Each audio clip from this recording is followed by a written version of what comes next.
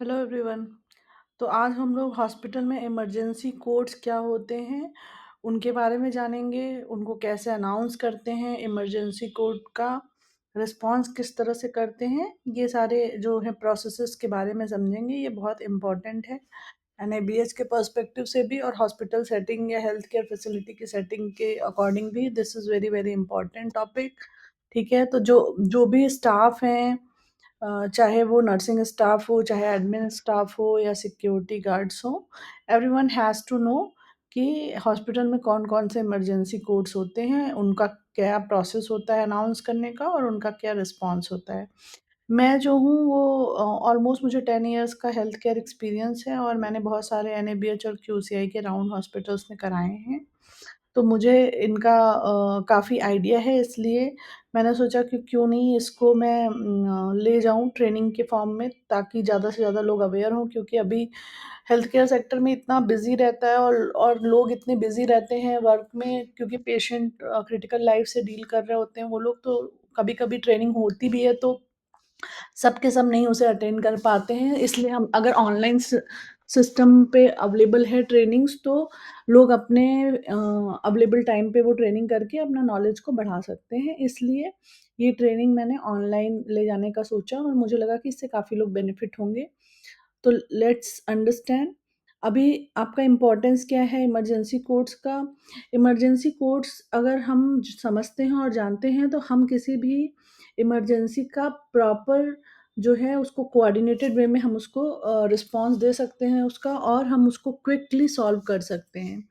तो emergency code जो होते हैं, they are very vital in hospital setting, facilitating swift and efficient response to various crisis, thereby ensuring the safety of patient, staff and visitors during emergency। अगर कोई emergency आ जाती है तो हम कैसे सेफली और इंश्योर करते हैं और कैसे एफिशिएंटली रिस्पॉन्स करते हैं इमरजेंसीज को, ये करने के लिए आपको इमरजेंसी कोड्स को समझना बहुत इम्पॉर्टेंट है। ठीक है, ये एक छोटा सा टेबल है जो आपको एक शॉर्ट में इमरजेंसी कोड्स जो हॉस्पिटल या हेल्थ केयर सेटिंग में यूज़ होते हैं उनके बारे में बताता है।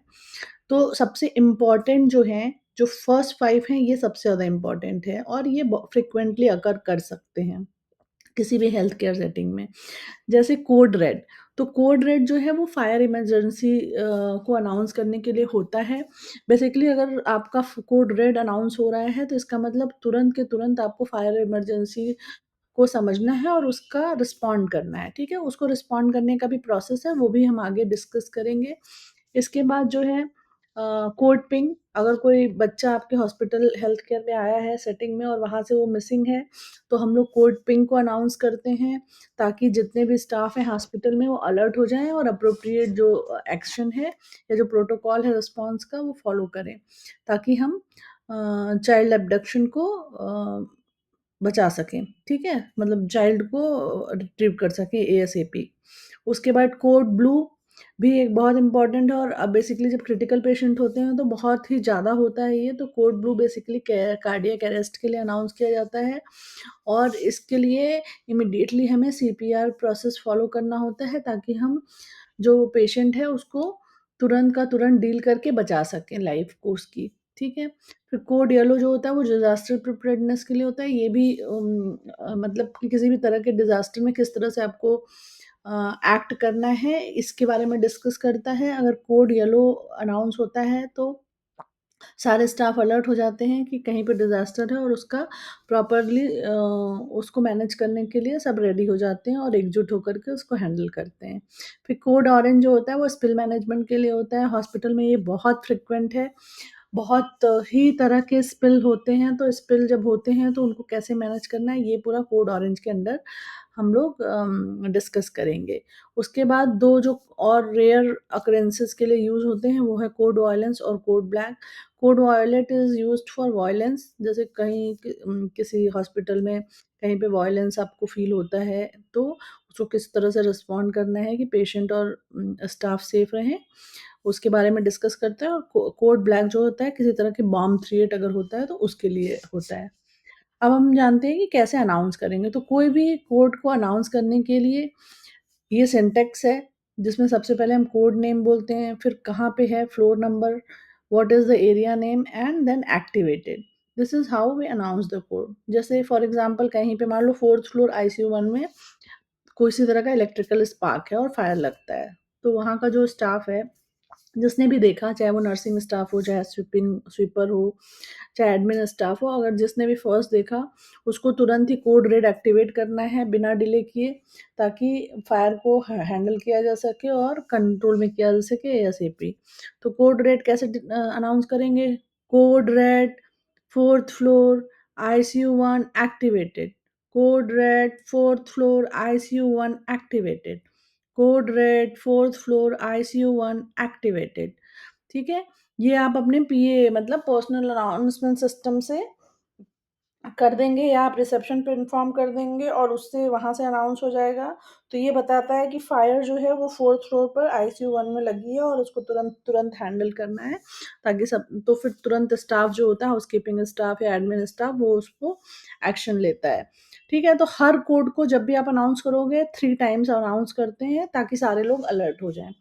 लेट्स से आपका कोई बच्चा है जो कि ग्राउंड फ्लोर रिसेप्शन से मिसिंग है, वहाँ पे आया था अपने पेरेंट्स के संग दिखाने और फिर वो अचानक से नहीं है और पेरेंट पैनिक हो रहे हैं। तो जैसे ही आपको पता चलता है, आप कोड पिंग अनाउंस कर दोगे। कैसे अनाउंस करोगे? Code ping ground floor reception activated. Code ping ground floor reception activated. Code ping ground floor reception activated. तुरंत ही आप माइक लेकर के इसको लाउड वॉइस में अनाउंस कर दोगे, ताकि सिक्योरिटी और लोग अलर्ट हो जाएँ और अप्रोप्रिएट जो भी प्रोटोकॉल है उसको फटाक से फॉलो कर लें। इसी तरह से code blue 4th floor ICU 2 activated ना 3 टाइम्स आपको उसको अनाउंस करना है। तो ये इसका प्रोटोकॉल होता है। हुँ। अब आते हैं कोड रेड। कोड रेड का क्या पर्पस है? To ensure rapid containment, evacuation and safety during a fire incident. ठीक है? कोई फायर इंसिडेंट होता है तो आग को कैसे रोकेंगे, कैसे लोगों को इवैक्यूएट करेंगे सेफली, ये हम लोग जानते हैं। जो भी देखता है किसी तरह का स्मोक और फायर, उसको तुरंत ही अनाउंस कर देना है कोड रेड। ठीक है? और उसको अनाउंस करने का सिंटेक्स हम लोग ऑलरेडी डिस्कस कर चुके हैं। फायर सेफ्टी ऑफिसर, सिक्योरिटी और इंजीनियरिंग एडमिनिस्ट्रेशन, इन सबको इन्फॉर्म कर दिया जाता है। ठीक है? फिर फायर इमरजेंसी में इमीडिएट एक्शन क्रूशियल है। ठीक है? इसके बाद इसका रिस्पॉन्स प्रोसेस क्या है? इसका रिस्पॉन्स प्रोसेस में हम लोग 2 प्रोटोकॉल फॉलो करते हैं, रेस एंड पास। रेस क्या है? रेस है कि एग्ज़ैक्टली आपको क्या स्टेप्स लेने हैं। तो पहला रेस्क्यू, मतलब move patient, visitors and staffs away from danger. जहाँ भी है वहाँ से सारे पेशेंट, विजिटर और स्टाफ को एक सेफ असेंबली एरिया में हम लोग को मूव कर देना है। तो first step is rescue. Second step is alarm. Activate nearest fire alarm switch, call the emergency number. Then third is contain. Close doors, windows to prevent spread of smoke. क्यों? क्योंकि ऑक्सीजन जितना रहेगा उतना आग और भड़केगी। तो ऑक्सीजन का flow को हम उस जगह पे बंद करते हैं। उसको बंद करने के लिए हमें डोर, विंडो सबको क्लोज कर देना है, ताकि आग जो है वो स्प्रेड ना हो। इसके बाद एक्सटिंग्विश और evacuate, that is the last step. Use PASS technique to for extinguisher. PASS technique क्या है? Pull, aim, squeeze, sweep. ठीक है? तो पुल, एम, स्क्वीज, स्वीप, यही है पास स्टेप। इसको फॉलो करके हम एक्सटिंग्विशर को यूज़ करते हैं आग को बुझाने के लिए, और इवैक्यूएट कर देते हैं। अगर फायर कंट्रोल नहीं हो सकती तो उस जगह को इवैक्यूएट कर देते हैं। ठीक है? रिस्पॉन्स टीम में कौन-कौन होता है? Fire response team, security and engineering team, evacuation team and medical response team that for critical care patient. Evacuation के लिए follow the fire evacuation plan vertical to horizontal evacuation, ensure medical records and essential drugs accompany critical patients, CAPA, corrective and preventive action you have to take. ठीक है? फिर documentation में fire incident report, root cause analysis and CAPA जो होता है वो maintain होता है। तो ये बहुत इंपॉर्टेंट है कि हम लोग डॉक्यूमेंटेशन समझें, हम समझें कि क्यों आग लगी, उसका करेक्टिव एक्शन लें, और रेस एंड देन पास इसको फॉलो करें to control the fire and to make everyone safe. ठीक है? तो अभी के लिए इतना ही, फिर हम आगे नेक्स्ट सेक्शन में और भी आगे और कोड्स को भी डिटेल में जानेंगे। तो ये बहुत इम्पोर्टेंट था और इसको जानना ज़रूरी है।